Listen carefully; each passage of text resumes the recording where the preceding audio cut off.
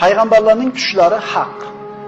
Rasululloh sollallohu alayhi vasallam mana shu azobi qabrda turgan, qabrdagi azobni ba'zi turlarini quyidagi hadisda siz bilan bizga bayon qiladi. Rasululloh shuni aytib berar ekan, tunda ikki kishi meni oldimga kelganini ko'rdim. U ikkisi meni qo'limdan ushlab, keng bir yerga olib chiqdilar. Bir kishi o'tirgan edi, ikkinchi kishi uni yonida temirdan bo'lgan ilmoq bilan turar edi. O'tirgan kishi chalqamcha yotdi, ustida turgan kishi qo'lidagi temir bilan haligi kishini yonboshlatib turib, og'ziga temirni tiqdi, quloqning oldigacha tortib yirdi. So'ngra ikkinchi tomonga yonboshlatib turib, sog' tomoniga solib, uni ham yirdi. Ikkinchi tomonni yirar ekan, birinchi tomonda asl holatga kelib qolar edi. So'ngra yana bu tomonga boshlab, birinchi tomonni yirardi.